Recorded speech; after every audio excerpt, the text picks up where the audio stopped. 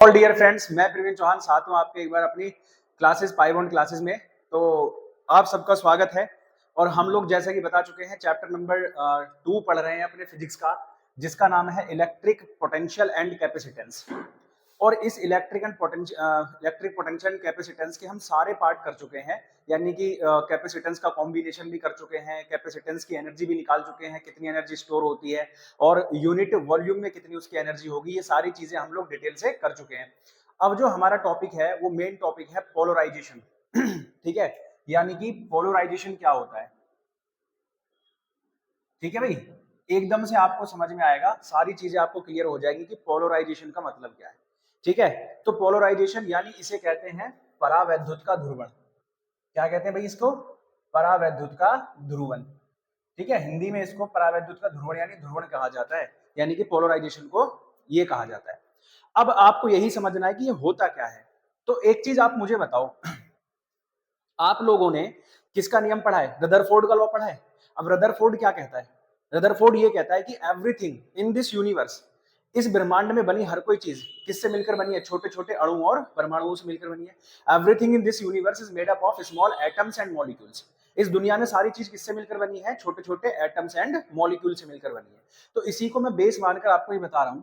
देखिए, मान लीजिए हमारे पास में एक डाइलेक्ट्रिक सब्सटेंस है। क्या है? Dielectric substance. और ये डाइलेक्ट्रिक सब्सटेंस किससे मिलकर बना होगा बेटे? छोटे छोटे मॉलिक्यूल्स। इसके जो मॉलिक्यूल्स हैं वो काफी ज्यादा क्लोज रहेंगे एक दूसरे के, इस तरह से। बोलो, रहेंगे या नहीं रहेंगे? है ना। और मैं थोड़ा और इसको वाइड वाइड बना ले रहा हूं, ठीक है, जल्दी जल्दी हो जाए, ताकि इस तरह से।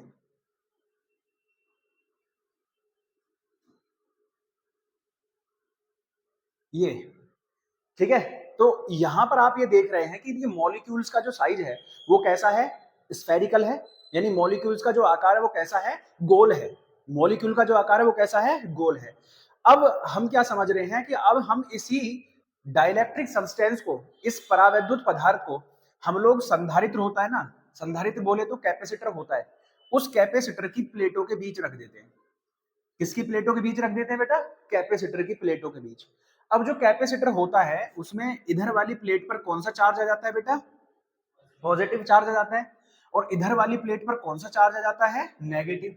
But equal and opposite charge आता है।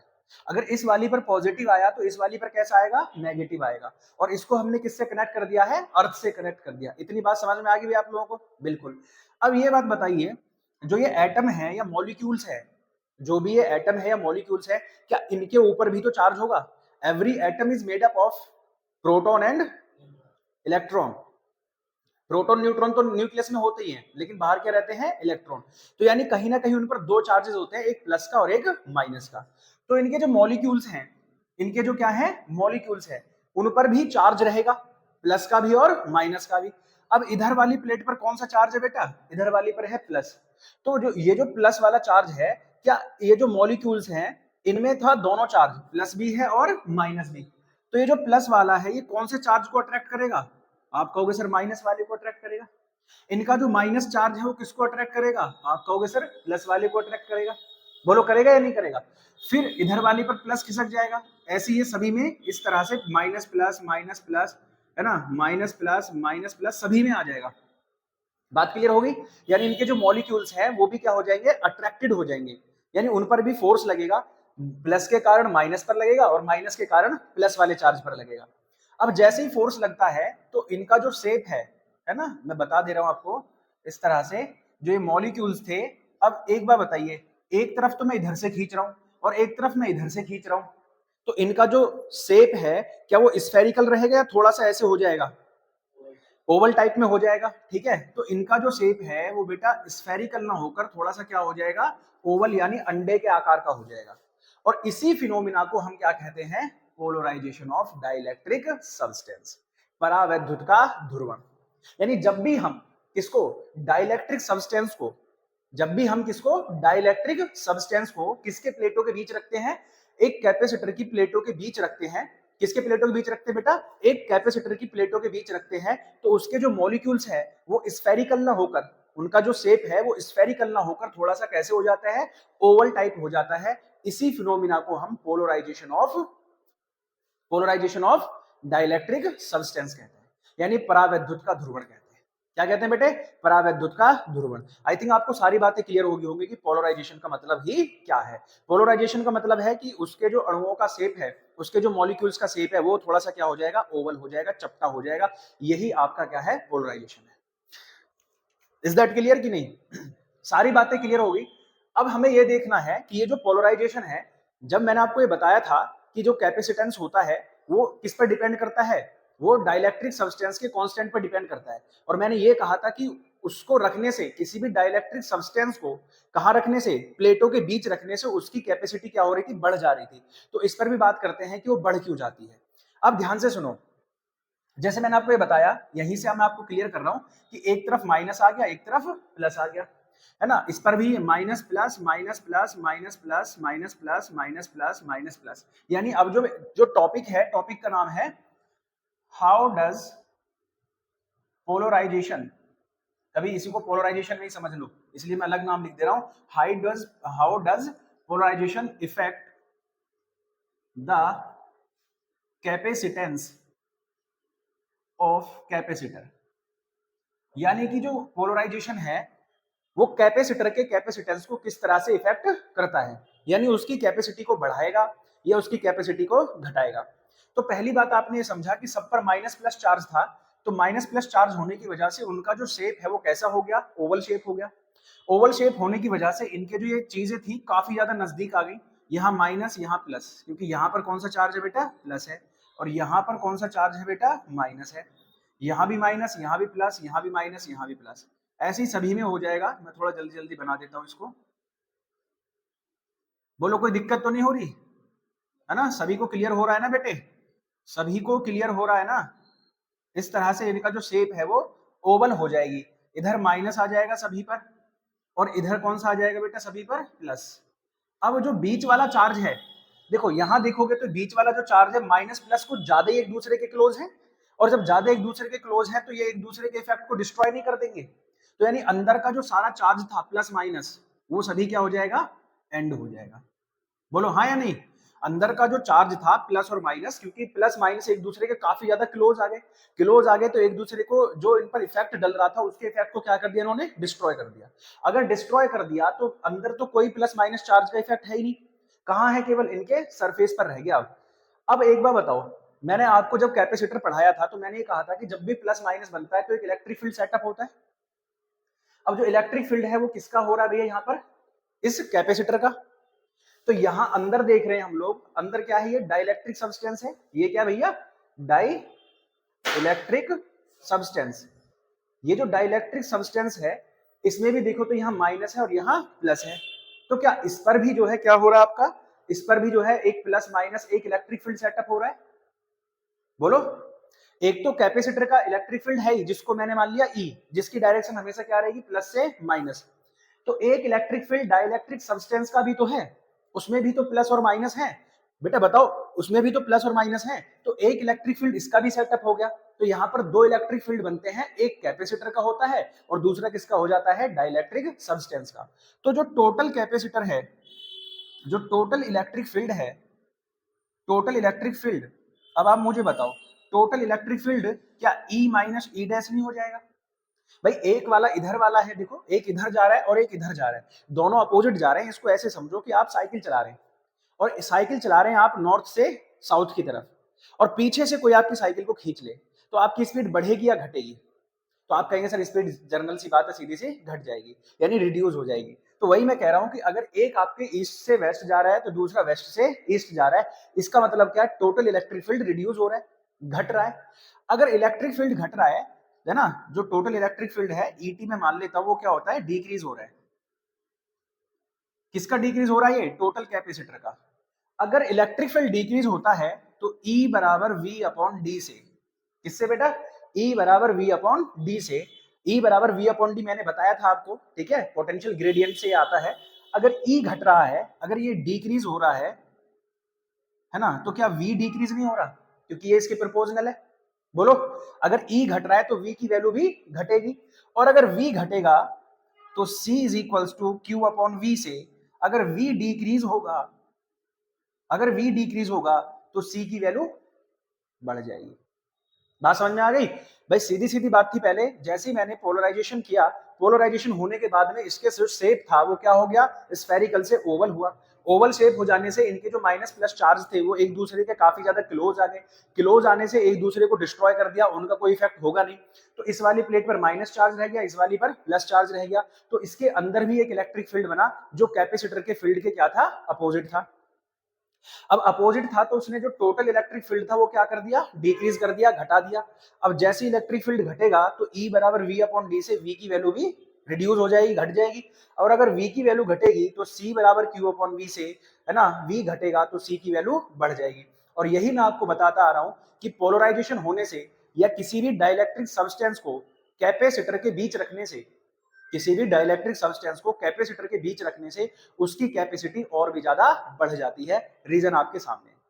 आई थिंक आपको ये टॉपिक बहुत अच्छे से क्लियर हुआ होगा, सारी बातें आपको क्लियर हुई होंगी कि पोलराइजेशन क्या है और किसी भी डाइलेक्ट्रिक सब्सटेंस को जब हम किसके बीच रखते हैं, पैरेलल प्लेट कैपेसिटर के बीच रखते हैं, तो उसकी कैपेसिटी क्यों बढ़ जा रही है ना। अगर आपसे क्वेश्चन पूछा जाए बोर्ड में, ये पूछा जा सकता है कि व्हाट डज हैपन, यानी क्या होता है जब when a dielectric substance is placed between the plate of capacitor. और ऑप्शन दे सकता है कि its capacity increase, decrease, none of these, कुछ नहीं होता, ऐसे करके पूछेगा। तो आप कौन सा ऑप्शन लगाएंगे कि इसकी कैपेसिटी बढ़ जाती है, इट्स कैपेसिटेंस इंक्रीज। बात क्लियर है? चलो यहीं तक था हमारा ये सारा टॉपिक, ठीक है। आगे टॉपिक पर बात करते हैं। अब हमारा नेक्स्ट टॉपिक है रीडिस्ट्रीब्यूशन ऑफ चार्जेस। और जब भी रीडिस्ट्रीब्यूशन ऑफ चार्जेस होता है तो वहां पर लिखा है एनर्जी लॉस, यानी जब भी आप रीडिस्ट्रीब्यूशन ऑफ चार्ज करोगे तो एनर्जी का लॉस होता ही होता है। अब इसको हम कैसे समझें कि सर रीडिस्ट्रीब्यूशन ऑफ चार्जेस का मतलब क्या है और क्यों एनर्जी लॉस हो रहा है? तो इसको ऐसे समझ लीजिए, मान लीजिए हमारे पास में दो आपके क्या है, कंडक्टर्स हैं, ठीक है। इसको हम मान लेते हैं A और इसको हम मान लेते हैं B। इस वाले पर जो चार्ज है वो Q1 है, इस वाले पर जो चार्ज है वो कितना है, Q2 है। और दोनों को मैंने किसी तार से कनेक्ट कर दिया। जब मैं इन दोनों को किसी तार से कनेक्ट कर देता हूं तो इसकी कैपेसिटी अलग होगी और इसकी कैपेसिटी अलग होगी। तो इसकी जो कैपेसिटी है वो C1V1, इसकी जो कैपेसिटी है वो C2V2, है ना भाई। इसकी जो क्या है कैपेसिटी, वो C1 है, इसकी जो कैपेसिटी है वो C2 है। अब जब C1 C2 है, Q1 Q2 है, दोनों चीजें अलग है तो पोटेंशियल भी अलग होगा। तो पहले वाले का पोटेंशियल V1 और दूसरे वाले का पोटेंशियल कितना हो जाएगा, V2। अब जब मैं इनको टोटल जोड़ देता हूं, कनेक्ट कर देता हूं, तो हमेशा जो चार्ज है, मैंने आपको बताया था, हायर पोटेंशियल वाले से लोअर पोटेंशियल वाले में जाता है। यानी किसी का भी पोटेंशियल हाई हो सकता है, ए वाले का भी या बी वाले के भी, वो आपके ऊपर डिपेंड करता है कि किसको आप हाई पोटेंशियल पर मान लें और किसको आप लो पोटेंशियल पर मान लें। तो मान लीजिए कि ए वाला हाई पोटेंशियल पर है और बी वाला लो पोटेंशियल पर है, तो चार्ज जो है ए से किस में जा रहा होगा, बी में जा रहा होगा। तो अब मैं इनका निकालता हूं कि टोटल पोटेंशियल कितना आ जाएगा। अगर ये रीडिस्ट्रीब्यूट हो रहे हैं तो टोटल पोटेंशियल कितना आएगा, तो टोटल पोटेंशियल V बराबर हो जाएगा, आपने पढ़ा होगा इस वाले फॉर्मूले से, C is equals to Q upon V, तो V बराबर हो जाएगा Q अपॉन C। अब जो टोटल Q है वो कितना हो जाएगा, Q1 plus Q2 upon C1 plus C2। Capacity यही तो होगी बेटा, Q1 प्लस Q2, टोटल जो चार्ज है दोनों का वो Q1 एक का है और Q2 दूसरे का है, और कैपेसिटी कितनी है, C1 प्लस C2 है। अब आप मुझे बताइए जो Q1 की वैल्यू है वो कितनी हो जाएगी, C1V1 C2V2 upon C1 plus C2। ये टोटल दोनों का क्या हो गया, है ना, टोटल पोटेंशियल हो गया कि जब मैं दोनों को एक दूसरे से कनेक्ट कर देता हूं तो कितना उसका पोटेंशियल होता है। तो टोटल पोटेंशियल हो जाता है V is equals to C1V1 plus C2V2 upon C1 plus C2। और जैसा कि मैं आपको कह रहा हूं कि एनर्जी लॉस भी होता है, तो अब मुझे एनर्जी लॉस ही निकालना है। एनर्जी लॉस ड्यूरिंग रीडिस्ट्रीब्यूशन, ठीक है। रीडिस्ट्रीब्यूशन में कितनी एनर्जी का लॉस हो रहा है। तो रीडिस्ट्रीब्यूशन में जब हम एनर्जी का लॉस निकालेंगे तो कनेक्ट होने से पहले टोटल एनर्जी और कनेक्ट होने के बाद टोटल एनर्जी का हम लोग बात करेंगे, ठीक है। तो मान लीजिए पोटेंशियल एनर्जी ऑफ ए वाले की जो पोटेंशियल एनर्जी है वो U इज इक्वल्स टू, आपने पढ़ा होगा, UA मान लेता हूं, वो कितनी हो जाएगी, हाफ C1V1 स्क्वायर। ये हम पहले ही बता चुके हैं कितनी होती है, U is equals to half C1V1 square.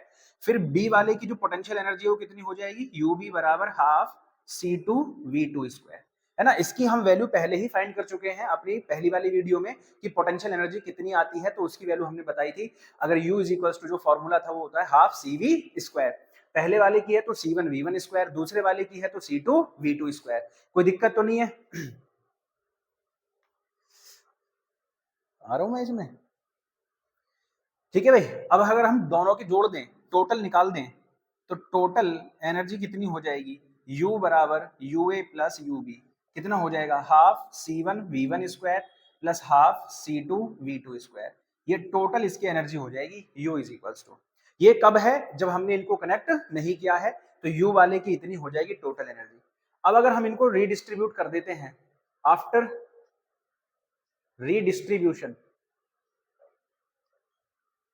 After redistribution, redistribution के बाद इनकी टोटल एनर्जी कितनी हो जाएगी? मैंने आपको बताया था कि रीडिस्ट्रीब्यूशन के बाद जो दोनों के कैपेसिटेंस है वो तो ऐड हो जाएंगे, है ना। तो U इज इक्वल्स टू जो हो जाएगी वो हाफ, अब C की जगह C1 प्लस C2 और V का स्क्वायर कितना हो जाएगा?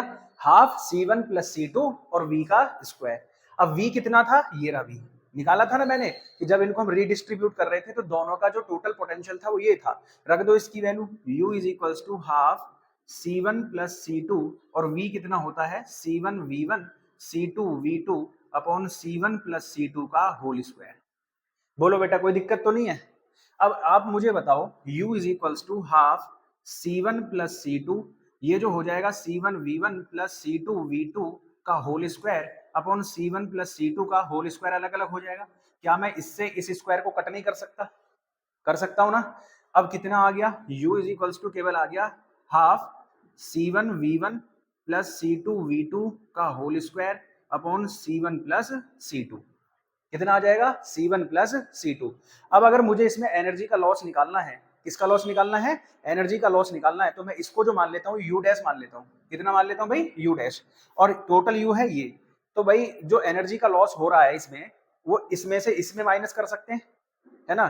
तो एनर्जी लॉस कितना आ जाएगा? एनर्जी लॉस हो जाएगा U माइनस U डैश। कितना हो जाएगा बेटे? U minus U dash. अब फटाफट से ये उतार लीजिए, है ना, स्क्रीनशॉट ले लीजिएगा, है ना, और फटाफट से मैं फिर अगला टॉपिक करा। लॉस है वो कितना हो जाएगा? U minus U dash.